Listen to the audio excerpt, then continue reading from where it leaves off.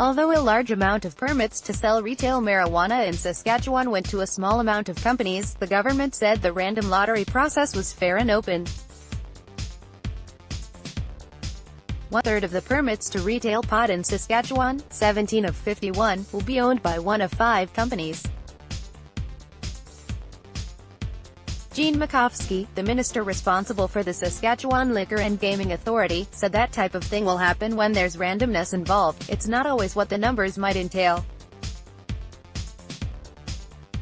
So again, random draw, transparent process, Makowski said, likening the process to a draft lottery in professional sports. That's just what came out of the draw, he repeated.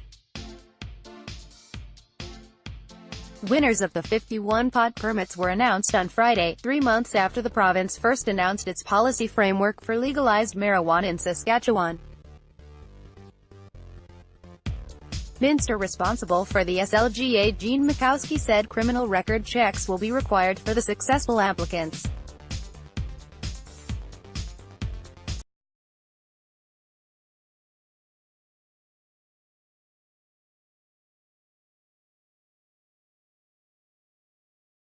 Won 4 permits to operate in Battleford, Estevan, Marnesville, and Moosomin.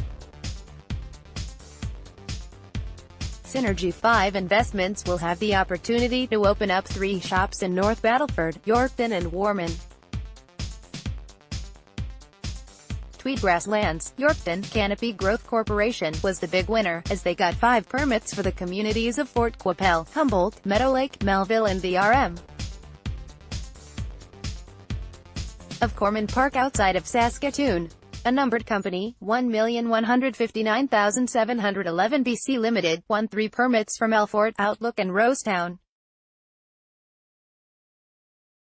The contact for that company is listed as Jean-Paul Lim, British Columbia Zora Cannabis Inc. 1 permits in La Ronge and Saskatoon. Dwayne and Jill Anderson won a permit each in Regina.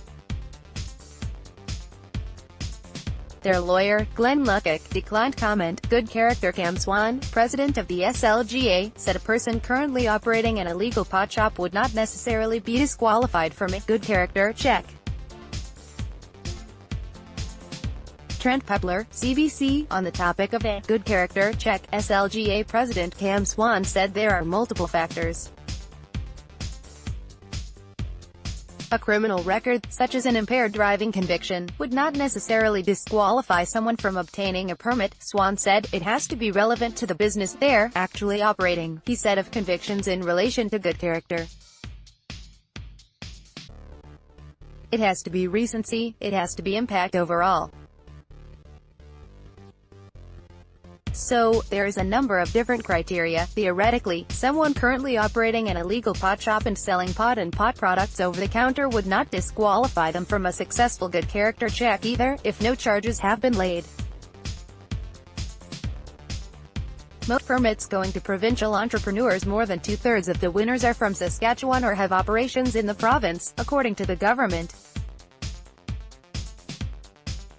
There were more than 1,500 applicants who applied for the 51 licenses. No applicant could apply for multiple permits in the same area. Altogether, there were 155 applications rejected before the lottery took place, Makowski said. He added there have been no criminal record checks conducted yet. The successful applicants will now undergo record checks. If the winners are disqualified, there are 2 runners-up for each permit who have not yet been notified. Check out the full list of winners here. Timeline to open up shop. The authority first screened would-be operators for qualifications, focused on financial and sales, inventory tracking systems, according to a press release issued Friday. Qualified candidates were then chosen via a lottery draw. The process was supervised by auditing firm KPMG. Those selected have 45 days to begin the permitting process. Operators must open up shops within 12 months of legalization. If they don't do that, the permit goes back to SLGA and they look at the next person on the list, Swan said. Pod shops will only be allowed to sell cannabis and cannabis accessories.